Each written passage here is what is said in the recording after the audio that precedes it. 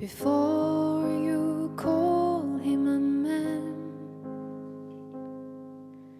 How many seas must a white dove sail before she sleeps in the sand? And how many times must a cannonballs fly before they are forever banned? The answer, my friend, blowing in the wind. The answer is blowing in the wind.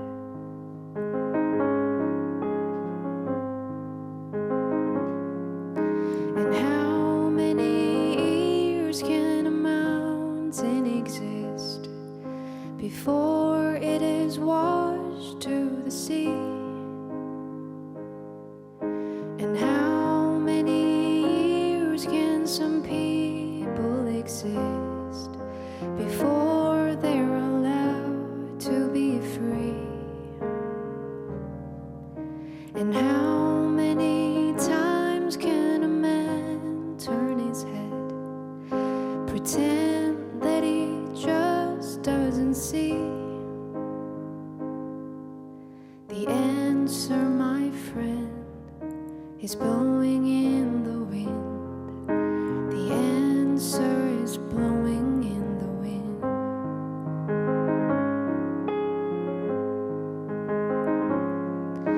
And how many times must a man look up before he can see the sky? And how many ears must one man have before he can hear people cry? And how many deaths will it take till he knows that too many people have died? The answer, my friend, blowing in the wind. The answer is blowing in the wind.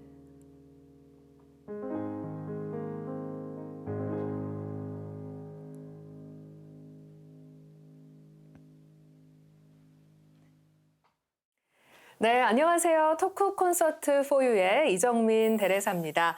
네, 생태 환경과 생명 수호에 대한 우리의 사명을 다짐해보는 시간이죠. 토크 콘서트 포유. 오늘은 에코 시간인데요. 프란치스코 교황님의 회칙 찬미받으소서 5장 이야기, 접근법과 행동 방식에 대해서 이야기해보겠습니다. 오늘 함께해 주실 분들 먼저 소개해드리죠.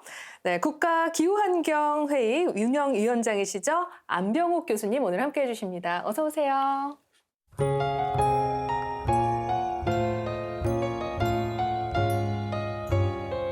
그리고 오늘도 전희찬 교수님 함께해 주시네요. 어서 오세요. 네, 반갑습니다.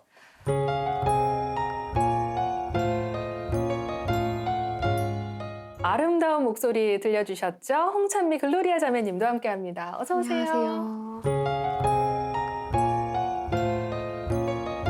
네, 오늘 찬미받으소서 5장 이야기를 해볼 텐데요. 네, 먼저 전 교수님, 저희 4장과 비교해서 5장에서는 어떤 이야기를 다루고 있는지 먼저 좀 설명해 주실까요? 네, 잘 아시는 것처럼 이제 찬미받으소서가 서문하고 6개 장으로 이루어져 있습니다. 네. 그래서 서문하고 1장, 2장까지는 주로 서문에 해당한다고 생각이 되고요. 네. 3장에서 이제 이런 문제가 왜 발생했는지에 관한 그런 이제 원인에 대해 살펴보고 계시고, 요 직전에 했던 이제 4장에서는 그 생태가 그 사회, 문화, 또 일상생활 이런 거 모든 것과 연결되어 있다는 말씀하셨고, 또 공동 선의 원리에 대해서도 말씀하셨습니다.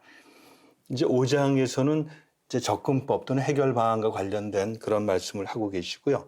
문제 해결을 위해서는 국제 정치, 지역 차원에서의 역할, 또 정책 결정 과정, 정치와 경제, 과학과 종교의 대화가 필요하다 이렇게 말씀하셨는데, 결과적으로는 그 여러 대상 또 여러 그 수준에서의 어떤 대화를 통한 소통, 공유, 또 공동의 노력이 중요하다는 말씀을 하고 계십니다. 네.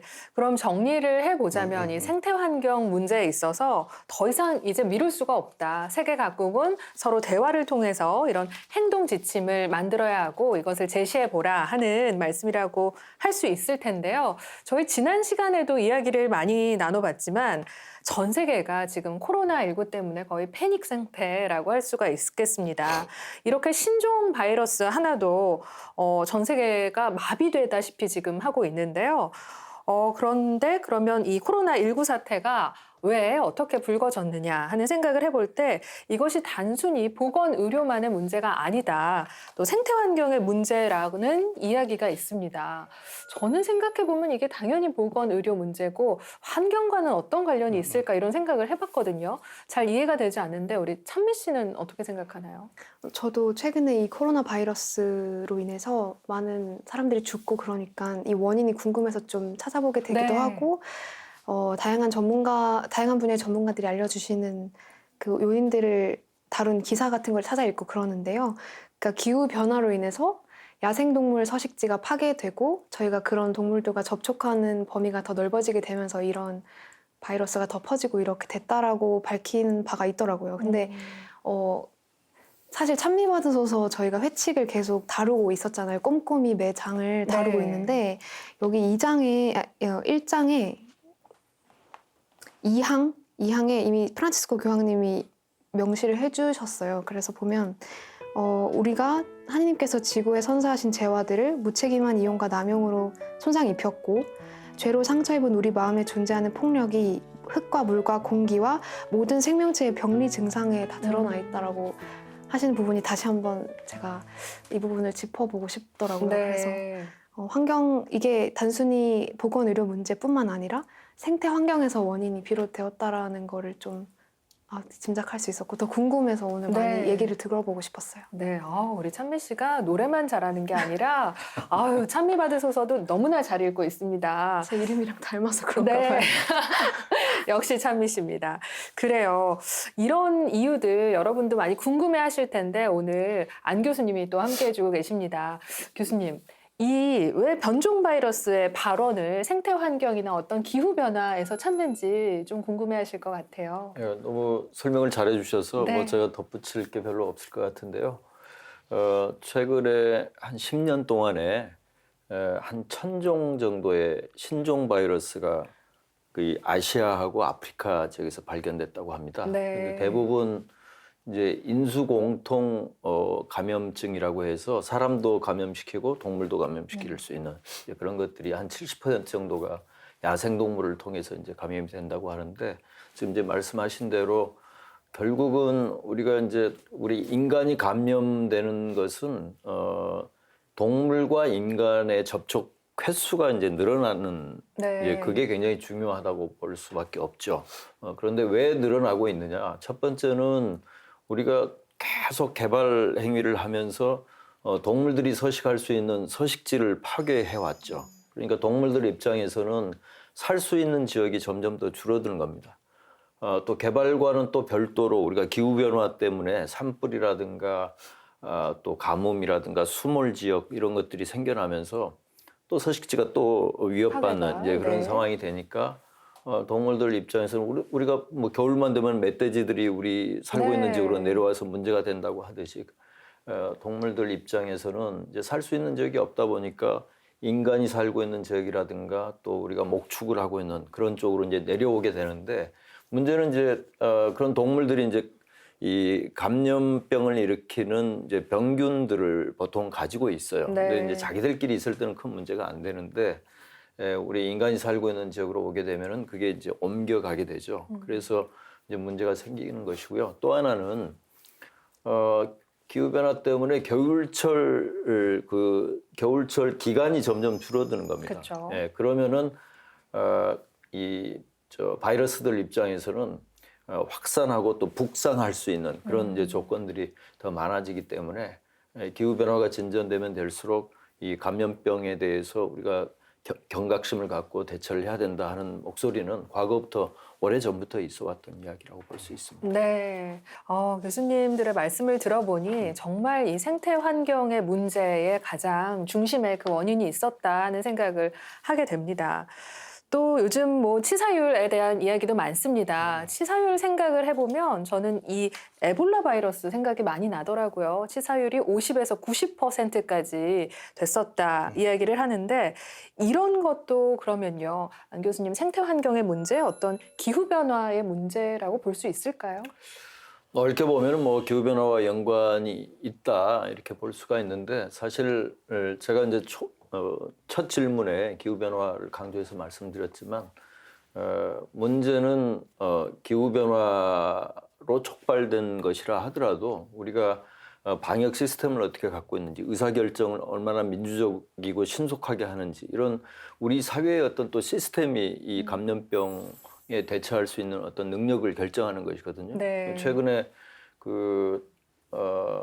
외국 언론들이 우리나라의 어떤 그 코로나 바이러스 대응에 대해서 굉장히 긍정적인 이제 평가를 하고 있는데 그것은 신속함, 투명성, 민주적인 의사결정 이제 이런 것들을 굉장히 강조하고 있습니다. 그래서 에볼라 바이러스 같은 경우도 사실은 아직까지는 정확한 원인에 대해서 지금 알 수는 없습니다. 네. 지금 작년에 이제 백신이 개발돼서 이제 막 이제 치료에 들어간 것인데 결국은 아까 말씀드린 대로 에볼라 바이러스도 박쥐에서 감염 그 균이 시작이 돼서 네. 다른 숙주로 ом겨가고 그 숙주에서 다시 또 인간으로 오는 것이기 때문에 우리가 이제 동물과 인간의 어떤 그 생존 조건 자체가 기후 변화로 지금 변화하고 있다 이런 관점에서 보면 에볼라 바이러스도 기후 변화와 연관성을 찾을 수 있다 이렇게 네. 볼 수 있습니다. 항상 이 환경과 관련돼 있다. 우리 모든 것은 또 환경으로 통한다 하는 이야기도 그 전에 방송에서 한번 다뤘던 것 같은데요. 네, 밀접하지 않은 분야가 또 없다 볼 수도 있겠습니다. 생태 환경의 파괴하면은 저는 좀 강대국들 생각이 많이 나더라고요. 뭔가 잘 사는 나라, 잘 나가는 기업들 이 파괴를 좀 더 많이 한다 이런 의식들이 있는데 어떤가요, 교수님? 예, 그 이제 기후 변화를 최근에 기후 위기라고까지 이야기합니다. 클라이밋 네. 이머전시라고 해서 상당히 이제 시급하다는 그런 표현이 되겠고요. 제가 탄소 발자국에 관한 그림을 하나 가져왔는데요. 그 그림 왼쪽이 주로 국가별 그 탄산가스 배출량이 되겠습니다. 네. 그 양을 보시면은 거기에 중국이라든가 미국, 러시아, 인도, 일본 등 온실가스를 많이 배출하는 그런 나라들이 이제 잘 표현되어 있고 우리나라도 그 못지않은 크기로 지금 온실가스 배출하는 것으로 나타나 있습니다. 네. 그래서 사실은 미국, 중국 등이 굉장히 온실가스를 많이 배출하고 있는데요. 가장 강대국들이죠. 근데 미국의 현재 공화당 정부에서는 기후변화 협약에 최근에 탈퇴까지 했기 때문에 상당히 모순되는 일이라고 저는 생각하고 있습니다. 네. 예. 이런 생태 환경 훼손이라는 입장에서 볼 때 책임을 좀 묻는다면 안 교수님 아무래도 잘 못 사는 나라들보다 강대국들이 조금 더 책임을 져야 되지 않을까요? 그렇죠. 네. 예, 지금 가난한 개발도상국들 같은 경우는 뭐 경제 발전의 기회조차 갖지 못하고 뭐 하루에 $2 이하의 최저 빈곤선에서 살고 있는 그런 인구들을 많이 또 가지고 있고 하기 때문에 그분들에게 지금 이 지구를 파괴하고 있는 그런 우리 인간 전체의 책임을 그분들에게 물을 수는 없다고 생각합니다. 네. 주로 이제 책임을 묻는다면은 아무래도 뭐 미국과 유럽 국가들을 중심으로 해서 산업화를 일찍 시작했던 그런 국가들이 이제 책임을 더 질 수밖에 없다. 특히 기후 변화에서는 이제 그런 논의가 어느 정도 이렇게 정착이 돼 있다 이렇게 볼 수가 있고요. 그렇지만 그렇다고 해서 선진국에만 책임을 묻는다고 해결이 되느냐 또 그런 문제는 또 아닙니다. 최근 들어서는 개발도상국들의 경제 발전이 굉장히 빠르게 진행이 되면서 온실가스 배출량만 하더라도 2008년 정도까지는 미국이 전 세계 국가 중에서 가장 많이 온실가스를 배출하는 국가였는데 2008년 이후부터는 중국이 이제 미국을 네. 추월해서 지금은 중국과 미국도 굉장히 차이가 있죠. 물론 중국은 인구가 많기 때문에 이제 그런 것인데요. 그래서 기후변화 협약에서는 이제 선진국들이 훨씬 더 많은 책임을 져야 되고 또 개발도상국들도 갖고 있는 어떤 경제적인 능력이라든가 어떤 기술 수준에 맞게 책임을 져야 된다. 공통의 책임을 네. 져야 된다. 이제 이렇게 돼 있죠. 네. 그 공통의 책임이라 하면 또 한국 역시 경제 발전이 아주 급속하게 이루어진 나라라서 우리도 책임을 또 회피할 수는 없을 것 같습니다. 네. 또 온실가스는 수백 년간 이게 대기 중에 이렇게 존재하기 때문에 역사적인 배출량, 그 누적 배출량이 굉장히 중요한데 1960년부터 현재까지 보니까 우리나라가 세계 한 16위 정도 됩니다. 네. 그래서 현재 배출량으로 한 12위 정도 되고 누적 배출량도 16위이기 때문에 우리나라의 현재 배출량도 크고 현재 책임도 크고 역사적인 책임도 상당하다고 이렇게 말씀드릴 수 있을 것 같습니다. 네, 우리나라 또한 그 책임 의식을 갖고 공동의 책임으로 이제 또 많은 정책들 혹은 방법들을 개발해 나가야겠습니다. 앞서 에볼라 바이러스 이야기를 잠깐 했습니다. 치명적인 이 에볼라 바이러스, 이 백신이나 치료제 개발이 늦어진 데 대해서 또 선진국의 이야기를 하지 않을 수 없는데요. 이 못하는 게 아니라 안 하는 것이다. 이 발병이 아프리카 오지의 지역에서 많이 하기 때문에 사실 나 몰라라 했기 때문에 백신 개발, 치료제 개발이 좀 늦어지고 있다. 이런 의견도 있거든요. 어떤가요, 안 교수님? 예, 그 에볼라 바이러스가 대유행을 했던 것은 2014년입니다. 그런데 맨 먼저 발견된 것은 최초로 발견된 것은 1976년 수단이라는 국가에서 처음 발견됐다고 합니다. 네. 그러니까 처음 발견될 때부터 지금까지 굉장히 오랜 시간이 걸렸음에도 불구하고 백신이 개발된 게 완전 개발을 마친 게 작년이란 말이죠. 네. 그러니까 굉장히 오래 걸렸다는 건데 그 원인을 생각해 보면은 아까 저 진행자께서 말씀하신 대로 에볼라 바이러스는 치사율이 굉장히 높습니다. 이제 에볼라 바이러스 종류도 여러 가지인데 가장 치사율이 높은 것은 80에서 90% 정도거든요.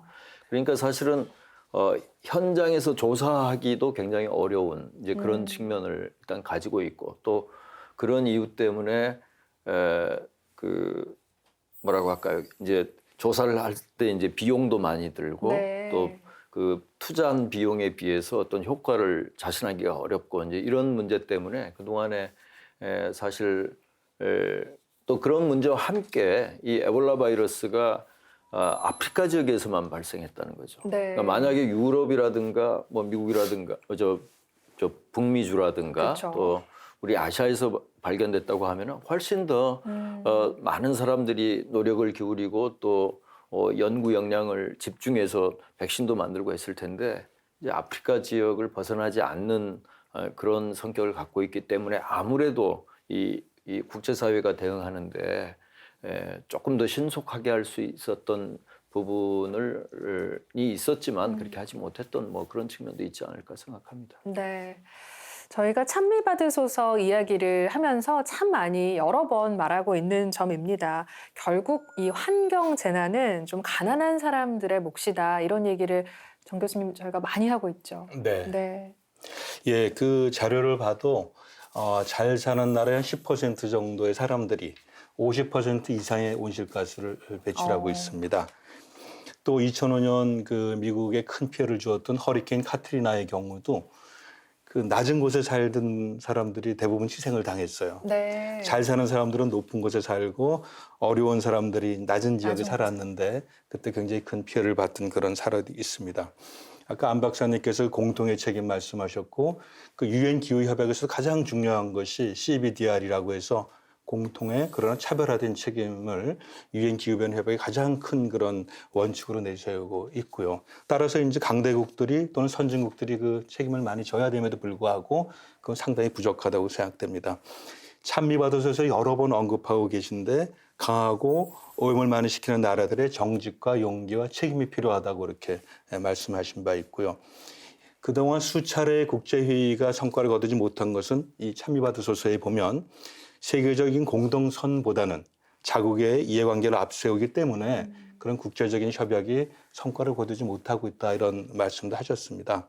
특히 교황님께서는 이런 이제 비극을 겪어야 될 사람이 미래 세대이고 사회적인 약자이기 때문에 우리가 만약 이러한 그 책임을 다하지 못해서 문제가 생긴다면 이들로부터의 그런 비난을 우리가 벗어날 수 없을 거라고 하는 그런 이제 분석도 해주셨습니다. 네. 정말 정확하게 보시고 앞으로 우리가 어떤 방향으로 네, 그 방법들을 모색해야 할지까지 네, 보여주시는 부분입니다. 그래서 이제 세계가 나서서 기후변화협약을 맺기 시작을 했습니다. 우리 혹시 찬미 씨 기후변화협약에 관심이 있나요? 네, 저도 네. 최근에 관심을 좀 갖게 됐는데 네네. 저희가 2020년 파리 기후 협약 그 이행을 앞두고 있잖아요. 네. 근데 그 아까 말씀하신 것처럼 가난한 사람들이나 미래 세대들이 사실 이 기후 변화 환경 재난의 피해를 고스란히 감당을 해야 하는데 그레타 툰베리 같은 스웨덴의 활동가도 청소년이에요. 근데 매주 금요일 학교를 가지 않으면서 시위를 하고 그게 전 세계적으로 좀 영향을 주기 시작해서 네. 우리나라에서도 이 2020년 기후 협약을 앞두고 비상 행동을 하기 시작했거든요. 저도 작년에 9월 21일에 기후위기 비상행동이라는 각계각층의 단체들 300여 개의 단체랑 개인 시민들이 힘을 합쳐서 목소리를 내는 단체 행동에 저도 동참을 했었는데요. 네. 시위까지는 가지 못했지만 SNS라든지 제 주위 사람들한테 이런 게 있으니까 함께 하자라든지 그런 동참을 요청하기도 했고 파리 기후 협약을 아주 중요하게 생각하고 있는 편입니다. 그래서 사실 우리나라에서 많이 대책을 내줬으면 좋겠는데 아까 말씀하신 것처럼 저희가 굉장히 큰 지분을 차지하고 있잖아요. 환경오염에. 네. 근데 아직까지 저희가 뭔가 신뢰할 수 있을 정책들이나 이런 것들이 나오지 않은 건 사실인 것 같아요. 그래서 많이 불안하고 하지만 계속해서 행동은 하고 있는 네. 상황이에요. 이렇게 찬미 씨처럼 일상에서도 기후협약에 대한 관심이 많고 또 뜻을 같이 하는 청년들뿐만 아니라 더 어린 세대들도 많습니다. 우리 어른들이야말로 또 더 힘이 있고 할 수 있는 일들이 많기 때문에 모두가 함께 이것의 뜻을 모아야 할 때라는 생각도 드네요. 그러면 이 생태 환경에 대한 이렇게 문제의식을 갖고 구체적인 문제 해결을 위해서 세계 정상들이 언제부터 시작했는지 이런 모임이 모였던 그 시점들 알 수 있을까요? 예. 그 전에 지금 조금 전에 그 우리나라 정책과 기후위기 비상행동 네. 예, 그 말씀을 해주셔서 좀 덧붙여서 좀 말씀을 드리면요. 네. 그 지금 이제 청년층들 중심으로 해서 기후위기에 대한 경각심 또 우리 정부가 조금 더 진전된 정책을 펴야 된다. 이 목소리가 굉장히 커지고 있습니다. 그것이 정부 정책을 바꾸는데 굉장히 중요한 역할을 하리라고 생각하고요. 불행하게도 우리나라는 기후변화에 대한 관심보다는 제가 지금 일하고 있는 것도 그렇게 출발했습니다만 미세먼지 문제에 대해서는 바로 즉각적인 위험으로 받아들이고 국민들께서 관심을 굉장히 보이고 있는데 사실은 미세먼지 문제하고 기후변화 문제하고 동전의 양면입니다. 네. 우리가 화석연료 사용을 하는 화석 문명에서 비롯된 것이고 그래서 미세먼지 문제를 해결하려면은 결국은 온실가스 감축도 하지 않을 수 없거든요. 그래서 지금은 미세먼지 때문에 이제 국민들의 경각심도 커졌고 또 청소년들 중심으로 해서 어떤 미래 세대의 어떤 안전과 미래 세대의 어떤 그 평화로운 삶 이런 것들에 대한 요구가 굉장히 커졌기 때문에 지금 아마 정부가 올해 이제 유엔에 2050년에 우리가 저탄소 국가 발전 전략을 또 제출을 해야 되고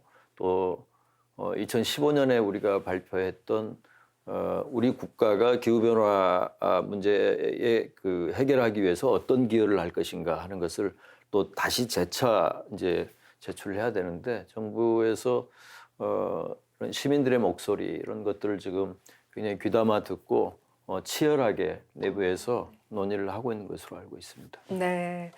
국제사회에서 이 환경 문제에 관심을 갖게 된 게 1950년대 후반, 1960년대도 거슬러 올라갈 수 있지만 대체로 보면 1970년대 초에 네. 1970년에 지구의 날이 이제 미국에서 처음 그 환경 운동가들과 시민들이 이제 처음 지구의 날을 제정을 해서 대규모 집회를 했고요. 1972년에 성장의 한계라는 아주 뭐 세계적으로 유명한 책이 이제 로마 클럽을 통해서 이제 발표가 되면서 더 이상 우리는 경제 성장을 무한대로 할 수 없다 이런 이제 메시지가 강력하게 나왔었죠.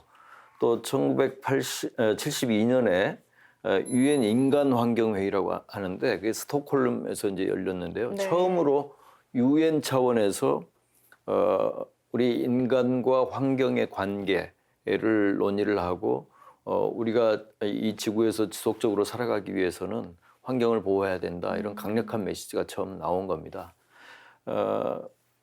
그렇지만 그것은 다 이제 예고편이었다고 볼 수가 네. 있고 본격적인 것은 1987년에 우리 공동의 미래라는 브룬트란트 보고서라는 것이 이제 발표가 되는데 처음으로 지속 가능한 발전이라는 개념을 국제사회가 처음으로 이제 공식적으로 논의하기 시작하는 것이죠. 그러니까 지속 가능한 발전을 얘기한다는 것은 이대로 가면 지속 가능하지 않다는 문제 의식이 사실은 반영돼 있는 것이고요. 그다음에 그렇게 이제 그런 과정을 거쳐서 본격적으로 논의한 것은 1992년에 브라질 리우데자네이루에서 열렸던 리우 회의라고 볼 수 있습니다. 그때 기후변화 협약도 체결이 됐고 생물 다양성 보호 조약도 체결이 됐고요. 굉장히 지금 우리가 이제 주목할 만한 그런 협약도 만들어졌고 우리 시민사회, 기업, 정부가 모두 이 지속 가능한 발전을 위해서 자기 책임을 다해야 된다 이런 강력한 메시지와 구체적인 전략이 이제 만들어졌다고 볼 수 있습니다. 네. 시점은 그때부터였고 또 궁금한 것이요, 정 교수님. 네. 이 기후협약에 가장 열정적으로 나섰던 나라 혹은 어떤 인물이 어떤 공을 세웠고 이런 게 좀 긍정적인 역할을 했던 나라와 인물들이 궁금합니다. 네, 나라로 보면 아무래도 그 공업화가 먼저 됐었고 이제 정보화 시대로 넘어간 유럽 국가들이라고 볼 수 있을 것 같습니다. 영국이라든가 독일, 프랑스가 되겠고요. 특히 독일 같은 경우는 유엔 기후변화 협약 그 본부가 거기 존재하고 있고 지금도 재생에너지 가장 앞서서 그 활발하게 사용하고 있는 나라가 독일이 되겠고요. 네. 또 파리 협약을 이제 가능하게 했던 나라가 프랑스인데 프랑스의 역할 또한 굉장히 중요하다고 생각합니다. 저는 개인적으로 우리가 지금 주제로 하고 있는 찬미받으소서인데 교황님께서 2015년 6월에 이 찬미받으소서를 발표하셨거든요. 그리고 그해 12월에 파리 협정이 채택이 되어서 사실 교황님께서의 한 역할이 굉장히 중요한 역할을 했다. 우리 가톨릭의 여러 교세라든가 역할을 본다면 그렇게 생각하고 있고 두 번째는 이제 2014년에 IPCC의 제5차 보고서가 나왔는데 2,000여 학자들이 참가해서 기후변화에 관한 여러 과학적인 사실들 또 어떤 정책적인 어떤 그런 함의들을 이제 발표한 바가 있습니다. 그래서 IPCC의 역할이 두 번째로 컸다고 생각이 들고요. 동의하면서 네. 조금만 더 추가로 중요한 역할을 한 국가들을 좀 말씀드리고 싶은데요. 지금 우리가 얼마 전까지는 이 기후변화 대응의 목표를 전 세계 평균 기온을 2도씨 이내로 억제한다는 것이었는데 얼마 전부터는 1.5도씨로 이제 네. 더 강화된 목표를 갖고 있습니다. 그렇게 가는 데 있어서 가장 중요한 역할을 한 것은 우리가 군소도서 국가라고 하는데요. 남태평양이라든가 인도양에 있는 작은 섬 국가들입니다. 그 섬 국가들은 지금 현재 해수면 상승 때문에 국가를 상실할 그런 위험에 있기 때문에 네. 기후변화 협상장에 가보면은 그 국가의 대표단들은 거의 절규에 가까운 그런 목소리를 내왔습니다. 그것을 외면할 수가 없기 때문에 주요 배출국들에서 처음에는 이제 뭐 이런저런 이유로 반대를 해왔지만 결국은 그 국가들의 절박한 현실을 받아들여서 목표도 강화하고 또 기후변화 협상을 한 걸음 한 걸음 진전시켜 나가고 있는 것이죠. 네. 참 우리에게는 미세먼지로만 다가오는 이 기후 변화 문제가 누군가에게는 오늘의 내가 디딜 나라와 또 나의 생명에 대한 아주 직결된 문제로까지 다가오고 있습니다. 네, 오늘 토크 콘서트 포유 에코 교황님의 회칙 찬미받으소서 이야기했습니다. 생태 환경 문제 해결을 위해서 교황님께서 대화를 촉구하는 메시지를 던지시는 제5장 접근법과 행동 방식에 대해서 이야기 나눠봤습니다. 저희 보다 깊은 이야기는 다음 편에 또 함께하도록 하겠습니다. 오늘 함께해 주신 안 교수님, 정 교수님 그리고 글로리아 자매님 감사드리고요. 네, 저희는 다음 이 시간에 다시 찾아뵙겠습니다. 고맙습니다.